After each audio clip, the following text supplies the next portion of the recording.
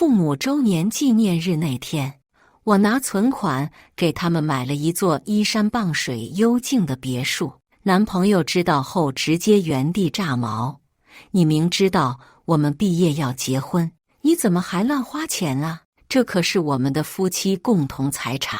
都说嫁出去的女儿泼出去的水，你赶紧去把那笔钱要回来，不然我们就别结婚了。”听完他厚颜无耻的发言，我狠狠扇了他一巴掌，撂下一句话：“我的荣幸。”结果分手第2天，他转头在网上控诉我恋爱期间多次知三当三，扬言我的钱都是陪睡出来的。我二话不说，反手把他送进警局。大家好，开始今天的分享之前，希望你能给人间烟火点个订阅，我将会分享更多优质的内容。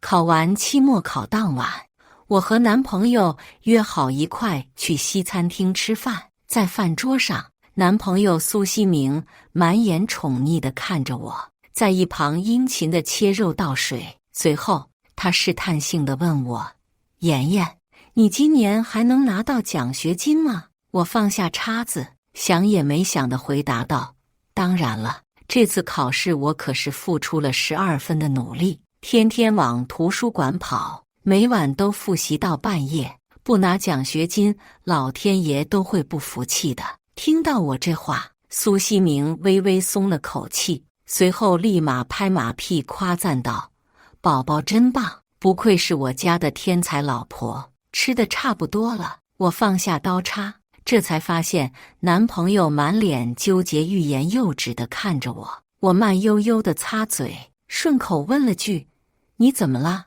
这时候他立马坐到这边，然后握住我的手，十指紧扣。他舔了舔嘴唇，这是他一贯紧张后会有的行为，直愣愣地盯着我看，而后深呼吸了数次。见他很难开口的样子，我都被他弄得也有些紧张。最终在我的鼓励下，他才松口说：“我最近剪视频，发现电脑好卡，课业都落下不少了。宝宝，你到时候拿到奖学金，能送我一台高级配置的电脑吗？”见我没说话，他见缝插针补充了句：“也不贵，暑假优惠才12000。”12000！我顿时瞪大双眼，这笔钱于我而言确实不贵，但对于出身偏远山村的男朋友，这简直可以算得上一笔巨款了。如果换作平常，我肯定点头如捣蒜地答应下来了。可是我想到最近钱花得太快了，连零钱通的钱总是莫名其妙隔三差五的少500-600，一般我能答应的事情，当下就会答应，不会拖着对方，让对方充满期待后又失落。所以这次我想也没想的便拒绝了他，跟他说了一下实情：“不太行哦，宝宝，我爸妈明年要退休了，我上星期看中了一座别墅，依山傍水的，很适合养老，我打算把这个作为父母退休的礼物，所以我买下来了，打算下星期就去办过户手续。奖学金到账后，我打算拿这笔钱来请我爸妈出去吃饭，庆祝他们退休。”我话音刚落，苏西明立马站起身子，不满地质问我：“江绵，你这什么意思啊？你明知道我们明年毕业就立马结婚了，你怎么还乱花钱啊？这笔钱可是我们的婚前财产啊！我知道你有钱，但你也不能说买就买吧？现在买房子起码得好几百万起步吧？12000的电脑你不给我买，几百万的房子你说买就买，是你爸妈重要还是我重要？都说嫁出去的女儿泼出去的水，你明天赶紧去把那笔钱要回来，不然我看我们也没必要结婚了。你懂不懂什么扶为妻纲啊？怎么做事情前不跟我商量一下呢？你爸妈这么有钱，你可真是咸吃萝卜淡操心啊！你家这么多套房，你还怕他们老了没地住吗？非要多此一举买新房。我看着周围的人对我们指指点点，窃窃私语。有的人听到苏西明的无耻发言，看向他的时候满眼充满鄙夷。从未经历过这种场景的我尴尬极了，恨不得找个地洞钻进去。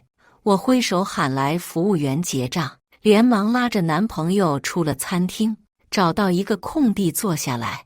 我好声好气地哄着他，我爸妈养我这么大不容易，虽然他们有钱，但是我希望我能对他们尽到一份做子女的孝心。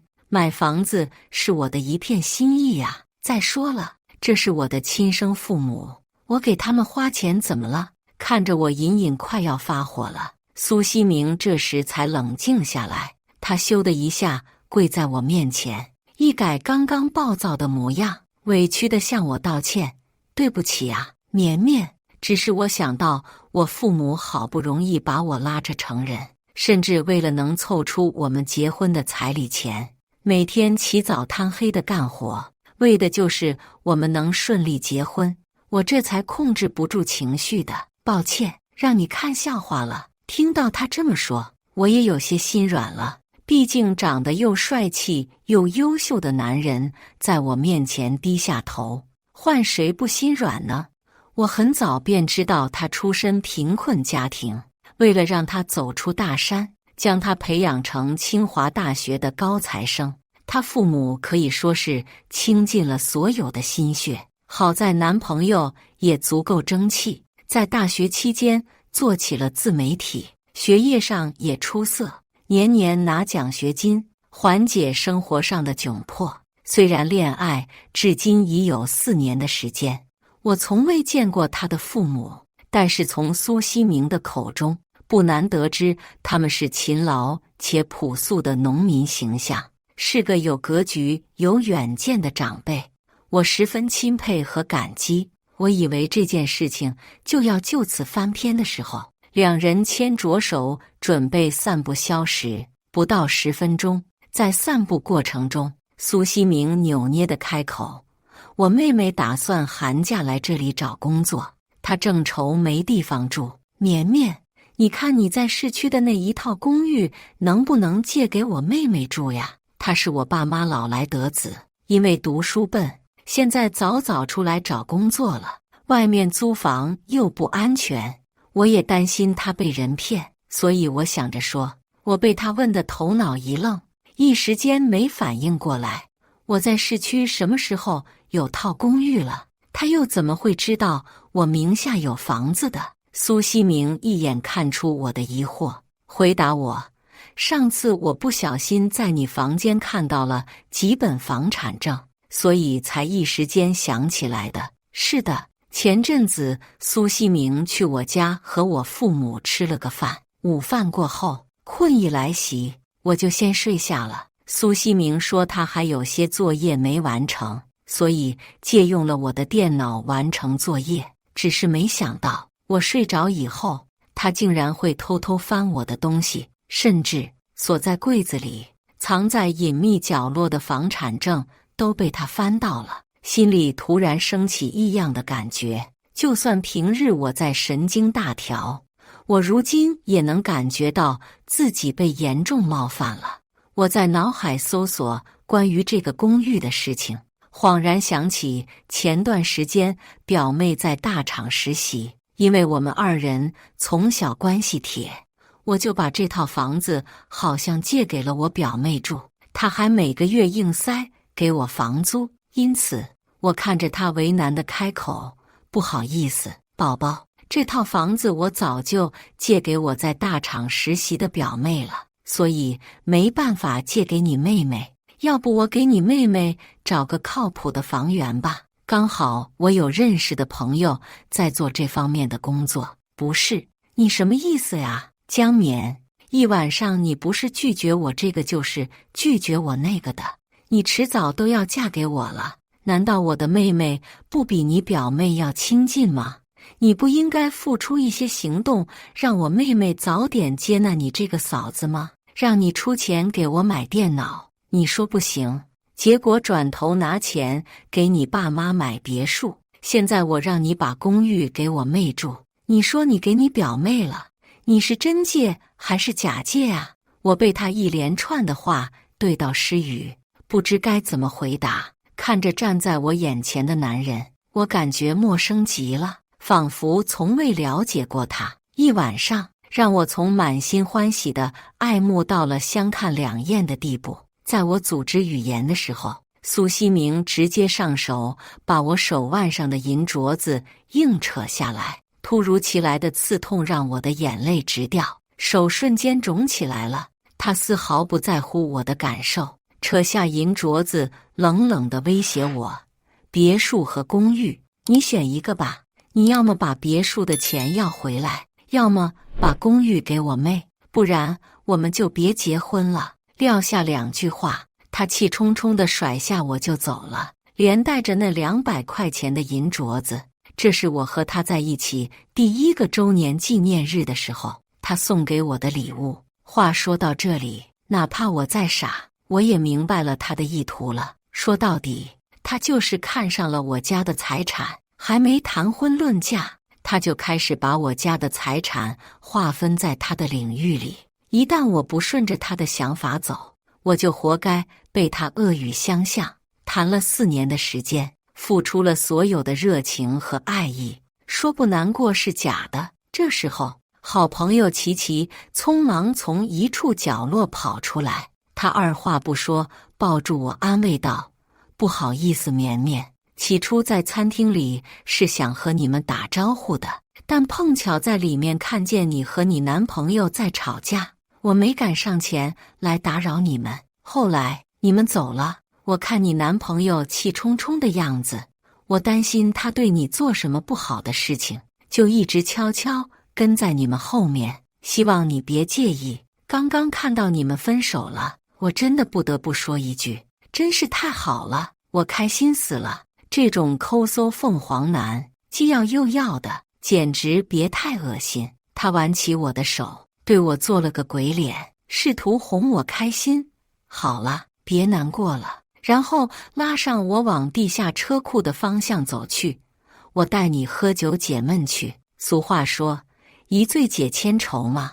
我原本计划今天期末周考完后回家和父母一起吃饭，但现在眼泪不受控制地流了下来，我也不敢这样回去，免得他们二老担心，所以顺着心意跟着琪琪去酒吧喝酒解闷去了。我像行尸走肉一样坐在车上，一路上都在思考我们是否需要走到分道扬镳的地步。毕竟不仅双方的父母，身边的朋友同学都知道我们恋爱很久，甚至毕业就要携手走进婚姻殿堂的消息。突然的分手定然会引起很多人的议论，何况他都是学校的风云人物。在我权衡利弊的时候，脑海里不断闪过我们恋爱期间的片段。恋爱4年，苏西明从未给我送过超过300的礼物，最贵的礼物就是刚刚被他扯走的200多块买来的银镯子。当时他说送这个的礼物寓意就是给我保平安的。那时网上有一句很火的营销话，就是爱一个女孩子就要给她送银镯子。自出生以来，我收到过不少昂贵的礼物，但像这样有寓意的礼物还是第一次，所以我对这份礼物视如珍宝。恋爱4年，我记不清自己在这段感情里花费了多少金钱，但能肯定的是，一定比苏西明花在我身上的多得多。和我在一起前，他穿的都是洗到发白的衬衫和鞋子；和我在一起后，他从上到下没有一个不是限量版的，甚至吃喝住行都是顶配。我从不以金钱付出的多少来衡量他对我的爱，因为那时候我一直认为每个人都有每个人爱人的方式，但这一次不计较或许是不行的。在下车前，我给苏西明发了最后一句话：我选家人，你算老几？滚吧！然后果断拉黑删除。看到我的行为后，琪琪鼓完掌后，非常感叹地说了一句：“4年了，终于盲人丢掉拐杖，恢复视力了。”不想去深究这句话的含义，今晚就让酒替我洗去这段恋情带来的晦气吧。一到包间，让我意想不到的是，我因谈恋爱后就断联的朋友全都出现在了这里。林浩在打开门的时候，第一个冲到门口抱住我。靠，我们大小街终于摆脱凤凰男，回归到属于我们自己的圈子了。殊不知，这一幕被门外不怀好意的人拍下了照片。这一晚，我玩得格外尽兴，这才意识到我曾经和苏西明在一起后过的是什么清汤寡水的苦日子。妆是不能化的，钱是不能花的，朋友是不能聚的。宿醉一晚，我才慢悠悠从酒店醒来，太阳穴疼得要命。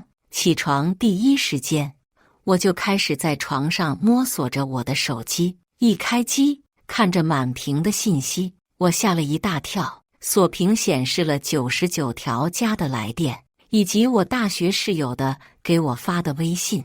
锁屏的来电毫无疑问的是前男友苏西明，也是我昨晚把他的微信拉黑了，一时间忘记将电话号码拉黑了。在我准备拉黑他电话号码的时候，大学室友又给我谈了一个视频通话。大学期间，我和室友的感情培养得相当不错，可以说我们4个人是形影不离的。我果断点了接听键，一接通，对方传来急迫的声音：“绵绵，你是不是和苏西明分手了？”我一边懒洋洋洗漱，一边回复他：“是啊，怎么了？”听到肯定的回答，对面瞬间失声了。接着，他们3人你看我，我看你的。随后，你一言我一语的争先发言说：“苏西明好贱呐，他在快音平台上抹黑你，你快去看吧。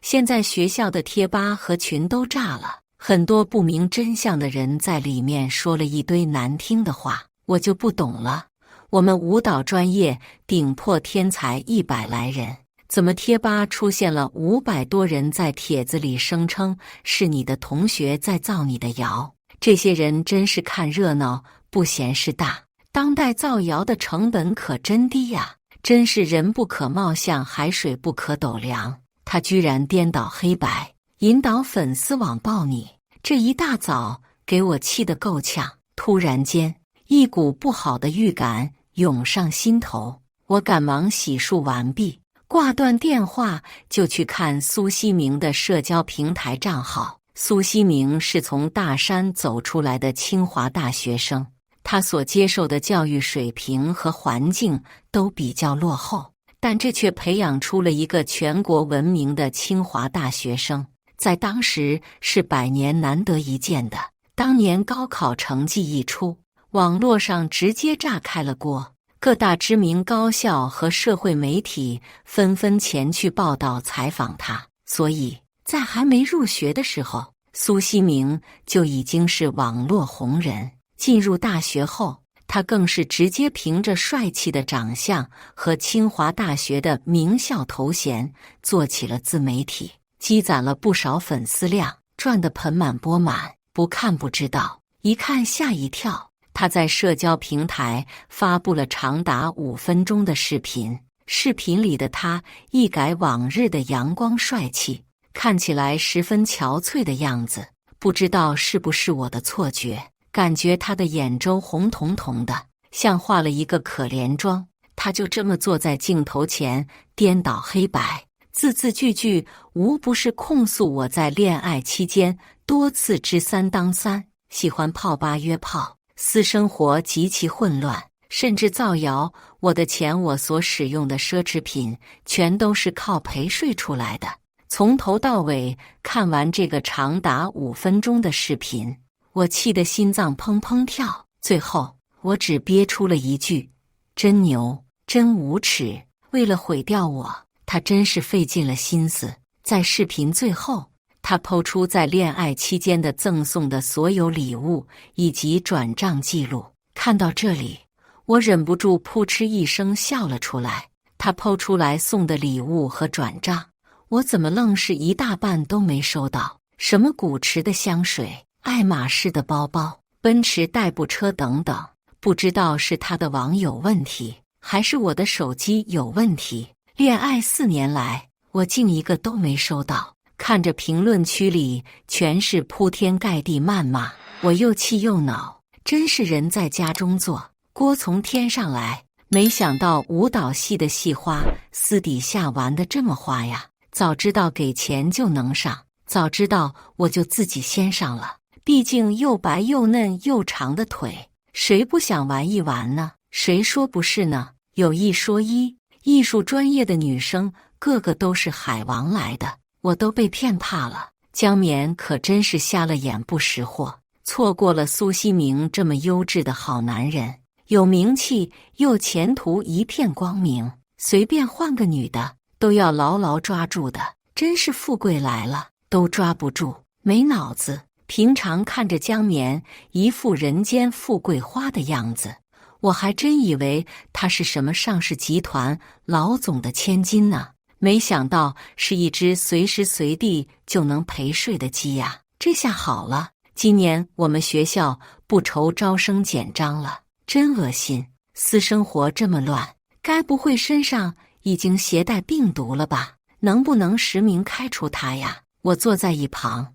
立马开启录屏模式，把这些评论的人全都截图录像，能录多少录多少。我要让他们知道，造谣可不是零成本的，不是上嘴唇和下嘴唇一碰就完了的事情。俗话说，造谣一张嘴，辟谣跑断腿。好家伙，惹到我，你们算是踢到钢板了。趁着周末的时间，吃完早餐后，我直接打车回了一趟家。回到家后，看到父母坐在花园里，一边悠闲地喝茶，一边欣赏着精心种植的花树，安全感满满。看见我回来后，他们纷纷笑着挥手让我过去。看着只有我一人回来，他们打趣我：“宝贝囡囡，怎么这个周末这么有空回来呀？熹明呢？没和你的宝贝男朋友去约会啊？”看着从小便拥有优越的家庭条件，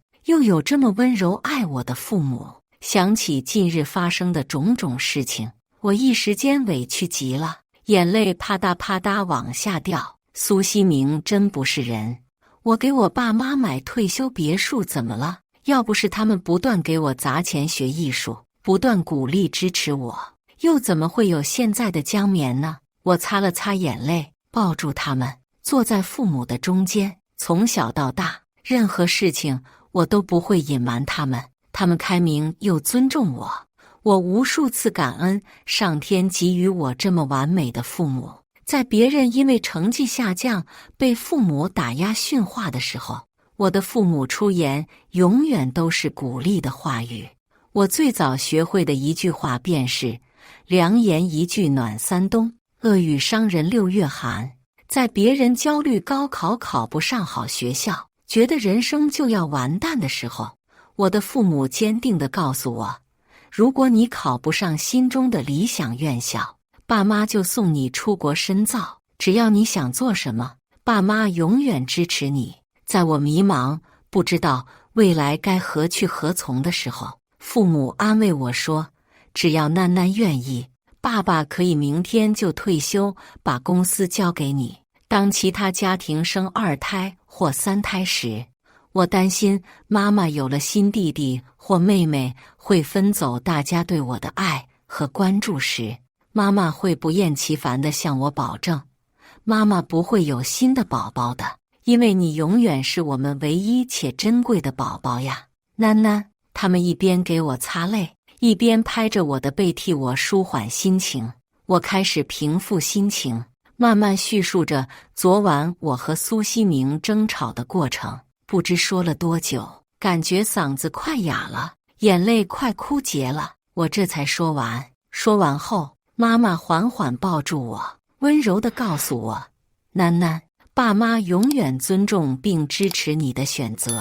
上次你带西明来咱们家的时候，我路过你们的房间，那时候你正在床上午睡，我看见西明在翻箱倒柜的找东西。爸爸接过妈妈的话，继续说，那副样子看起来很急迫又很吓人，我和你妈妈当时都愣住了，我们从没见过他这种表情。爸妈不知道他在找什么，但我知道他在找什么。我曾在苏西明面前说漏嘴过，爸妈在我每年生日的时候都会送上一套房子给我，并且这些全都整理放在我的房间抽屉里。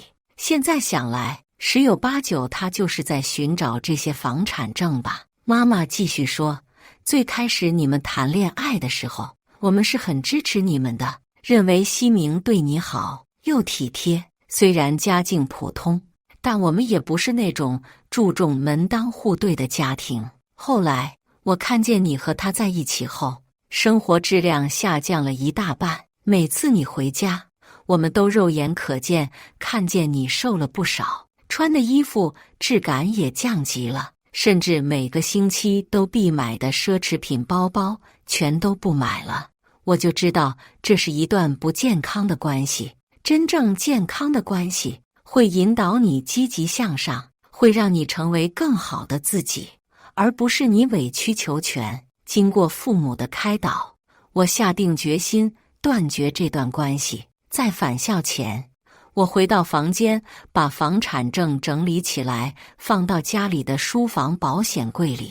家里有很多个书房，但爸爸的书房是独一无二的，因为里面存储着许多公司的文件，所以一般人爸爸是不会允许对方进去的，除了我和妈妈。所以我把房产证以及银行卡放进了书房的保险柜。大学里每个专业安排考试的时间都各不相同，我们舞蹈专业最先考完试，但是具体离校时间是统一的，所以考完试后我们只需要待在学校玩耍，等到统一的离校时间离校即可。短短一个周末，网络的流言风语愈演愈烈，路上碰见的陌生人几乎都在对我指指点点，眼里的鄙夷藏都藏不住。面对这些恶言恶语，我淡然一笑，要是这么快反击，这场闹剧岂不是很没意思？我要在舆论最激烈的时候彻底反击，我要让苏西明彻底在学校混不下去。或许见我没什么动静，苏西明自己倒先坐不住了，他换了个新号给我打了个电话，我直觉是他，所以顺手开了录音。这么久都没动静，你不会是怕了吧？江冕，凭我在学校的人缘以及社交媒体的粉丝，你根本不是我的对手。现在学校里看谁还敢和你交往，大家怕死传染给他们脏病呢。你要么低头认错，把送给你爸妈的别墅要回来，要么把公寓过户给我妹，我可以考虑和你和好，否则我特么玩死你。口气真大，前2天还只是借公寓，今天倒成了过户了。我假装委屈地打感情牌，西明，我们好歹在一起4年，我到现在都不明白，你为什么要这么污蔑我？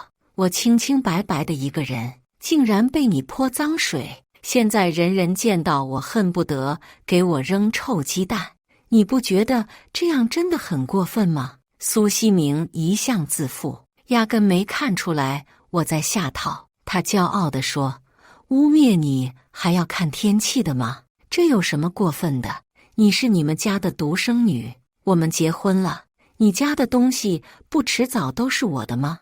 我只是提前规划好这些，让我们的未来有保障，这有什么错呢？你这个下头女，花钱大手大脚给你爸妈买房，还他们一出手就是别墅，在一起4年，我怎么没见你给我买房买车呢？真是胳膊肘往外拐，偏心偏到北极去了。如果不给你点颜色瞧瞧，你还真不知道天高地厚了。否则以后结婚了，你岂不是要翻天？我在电话里头假装伤心欲绝，一副十分受伤的样子。言尽于此，录音关闭。我一句话也不回，直接挂了电话。周一是爸妈30周年结婚纪念日，我精心打扮一番，回家接父母去办过户手续。当爸妈知道我送给他们的纪念日礼物是一套房的时候，他们二老感动得稀里哗啦的，一直夸囡囡辛苦了。是啊，天底下正常的父母，没有哪一个是不疼爱自己的子女的，没有哪一个是不希望自己的孩子幸福的。他们给予我最好的一切，我也应当回报他们。当弄得差不多，准备签字摁手印的时候，大门砰的一声，消失好几天的苏西明带了一个女生闯了进来。那女生和苏西明长得有6分相似。进门后，只见苏西明直冲冲走过来，一把推开我的父母。要不是我在旁边护着他们，估计他们早就摔下去了。他们一把年纪了，要是摔下去，后果可不堪设想。苏西明不觉得自己的行为很过分，反倒贪婪地看着我，命令道：“你们不许签！”我生气极了，看他就像看待精神病一样。安抚完父母后，对着他们破口大骂：“苏西明，你在搞什么鬼？你是不是有病？我拿自己的钱带自己的父母买房子有什么问题吗？你凭什么干涉我？”苏西明一副耍赖的模样：“是你单方面分手的，我可没同意。”我气得忍不住爆了句国粹：“你没病吧？你在网络上和贴吧上这样造谣我是有受虐症吗？任由你这么污蔑羞辱还不分手，你有妄想症吧？”在我们争辩的过程中，那个女生顺手把合同从桌面上抽了过去，她把合同牢牢抱在怀里，生怕被人抢走。她对我上下打量一番，随后露出一副不屑的模样对我说：“你就是我哥的女朋友？”我那个花钱大手大脚的嫂子见我脸色难看，她自以为拿捏住我了，继续说着：“我第一次见你这么傻的人。在我们村里，男人和女人结婚了，那女人的一切都是属于那个男人的，包括但不限于财产、身体以及各项选择权。你明年都要和我哥结婚了，凭什么给那2个老不死的买房？你是不是要把我们苏家人气死才行？因为你这个行为，我爸妈都气病了。我不管，你要给我上门道歉，赔我父母医药费。”搞了半天，原来苏西明把自己远在乡下的妹妹找了过来当帮手啊！果然不是一家人不进一家门，耍起赖起来真是有2把刷子。我好心提醒他：“妹妹，请你在闹之前搞清楚，我和你哥哥早在几天前就分手了。我家的钱，我的钱，又关你们苏家什么事？关你们兄妹2人什么事呢？你们家住海边的吗？手伸这么长，要不要我拿剪刀把你们剪掉？别说你爸妈了病了，哪怕你们全家病了，全村病了，都跟我没有半毛钱关系。”话毕，我上前准备拿回那份合同。苏西明以为我要对他的宝贝妹妹做些什么，二话不说上前挡在他面前，伸手用力将我推倒在地，哐当一下摔在地上的一瞬间，我感觉的尾椎骨要断裂了，疼得我在原地抱着屁股龇牙咧嘴。这时，我感觉身下有股热流隐隐往外流。突然，有人大叫一声，指着我的下半身说：“有血，你流血了，流血了！”妈妈听到后大惊失色，吓得赶忙蹲下来搀扶着我，不断安慰我说：“没事的，没事的。”爸爸见状，一手掏出手机喊救护车，另一只手则挡在我们面前保护我们，犹如老鹰护崽子一样。看着这混乱血腥的场景，苏西明和他的妹妹同时吓了一跳，生怕担责任，俩人交头接耳，面色各异。苏西明的妹妹看着地上的鲜血，后知后觉说了句：“嫂子不会是流产了吧？”在乡下，她妹妹这个年纪，估计应该都生二胎了，所以她对怀孕的事情很是了解。这声音不大不小，但恰好落入到了我的耳中。我咯噔一下，心里盘算着，好像生理期推迟有一段日子了。妈妈和爸爸两人看看我，又互相看了看对方，心下了明。眼下就算有再多的疑问，也只能等到我恢复安全过后才能弄清状况。这时候，作为曾经相恋4年的前男友苏西明，第一反应不是上前安抚我，而是拿出手机录像，嘴里念念有词，就是这个贱人，恋爱期间对我不忠，现在流产了，真是天道好轮回，苍天饶过谁？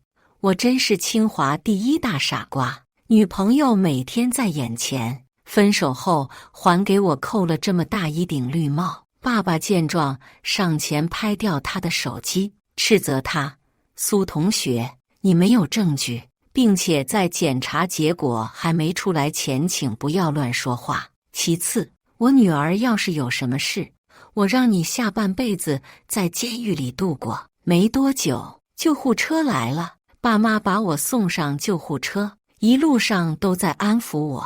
毕竟和苏西明在一起4年，我多少知道现在是什么情况。和他在一起是我这辈子最大的错误。或许是宝宝看见这自己有这样的父亲，觉得丢人，这才离开的。到了医院后，我被立刻推进抢救室。闭眼前，我看见爸妈在门口焦急地踱步，而苏西明拿着手机，不知道在捣鼓什么。他妹妹则在一边打电话。不知道过了多久，手术终于结束了。如我所想，我怀孕了。经过这么一推，也流产了。醒来后，我看见病床前站满了人，爸爸正和警察沟通，试图请求警察将苏西明赶出去。苏西明坐在陪护床上耍无赖地说：“躺在床上的是我女朋友，我在这里照顾她，不是应该的吗？你凭什么把我赶出去？”他妹妹也站出来力挺他哥哥：“就是啊，我们是一家人，我们照顾自家人，你们也要多管闲事吗？你们城里的警察都这么闲的吗？”听完他们的无耻发言，我差点把隔夜饭吐了出来。我给他一个白眼，虚弱地跟警方叙述：“我们早分手了，他有妄想症，我们家的房子他妄想占为己有，所以干预我们办理过户手续，还把我推倒进了医院，害我流产。”话一说出，不知道是哪句话猜到苏西明的雷点上，他猛地站起身子就要上前打我，好在警察把他拦住了。他隔着人群满嘴喷粪：“贱人，要不是你背着我勾三搭四的乱花我们家的钱，我怎么会失手？”或许是麻药劲儿过了的原因，我又痛又无力，但还是强撑着对回去。真是人不要脸，天下无敌。后来爸妈见我身体虚弱，跟警察约好过几天再来。听到这句话，苏西明看我们的眼神仿佛要把我们吃了。当爸妈送警察刚踏出门口的时候，苏西明突然从身后拿出一把匕首挥向我，咬牙切齿地说：“你不仁，就休怪我不义了。我可是我们家唯一的男丁，要是被你们送进牢里，这还了得！”我眼睁睁看着匕首向我挥来，却无力闪躲。下一秒，那把匕首直直刺向我的心脏位置，胸口不断淌出鲜血。苏西明的妹妹看着这一幕，目瞪口呆。或许是她也没想到苏西明会这么做，待在原地结巴：“哥，你！”突然，我爸妈回头一看，尖叫出声跑过来：“绵绵，痛，真痛！”刚做完手术，本就身子虚弱，这下更是直接没了意识。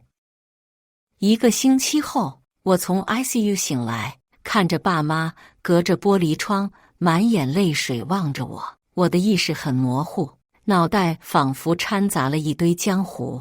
见我缓缓睁开眼，我爸跑去护士站喊医生过来。医生进来给我检查身体，然后告诉我，你已经昏迷了1个多星期了，要是再不醒来，估计要成植物人。好在你醒了，幸亏当时位置偏了点，不然你现在应该在阎王爷那里了。现在能醒来，说明你的情况已经好转了，下午就可以转到普通病房了。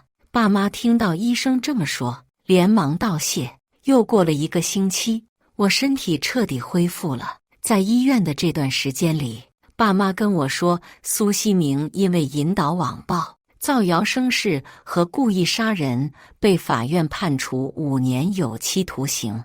学校了解了事情的经过后，直接开除了他的学籍，并在官网上发布了警察调查的结果。那些给我造谣传播谣言的同学被学院通报批评记过处分，规定1年内不得参与奖学金的评选。各大品牌和 MCM 机构得知苏西明的所作所为后，纷纷向他提出解约，要求赔偿。一觉醒来，爸爸妈妈为我解决了所有事情。重回校园后，再也没有那些异样的眼光了。甚至有的同学在路上遇见我，还会向我真诚地道歉。暑假搬行李回家的时候，刚出校门，一个头上戴着黑色帽子，身上裹得严严实实的一个人，拿着一个玻璃瓶向我走来。接近我身边的时候，他直接扒开塞子，准备泼向我。在我出院后，我知道苏家人肯定不会就此罢休的，所以我在空闲时间直接报了武术加强班。所以在他预备泼向我的时候，我一个旋风踢反踢了回去。原本要泼向我的液体，直挺挺泼到了自己。苏西明的妹妹苏美直接在原地脱衣服，痛苦大叫：啊！救命啊！好痛好痛！我直接拨打了110和120。苏美先被送往医院进行抢救，我这时候才知道她要泼向我的液体竟然是浓硫酸。当警方告诉我的时候，我一阵后怕，浑身冒冷汗，我简直不敢相信，如果我没办法躲开的话，我的下场会是怎样？最后，苏美得知全身毁容后，直接疯了。我曾在门外看望她，护士好心告诉我不要靠近，说他已经疯了，一直念叨着杀了这个贱人，杀了这个贱人，还我哥哥。警察调去了学校门口的监控，得知我这是正当防卫，判处我无需承担责任。相反，苏美因为非法获取浓硫酸并故意伤人被判刑。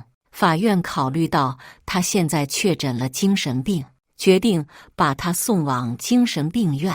我很满意这个结果，毕竟恶有恶报，兄妹俩双双入狱，而那些曾经造谣我的人，除了被学校给予处分后，我还发出了律师函起诉他们。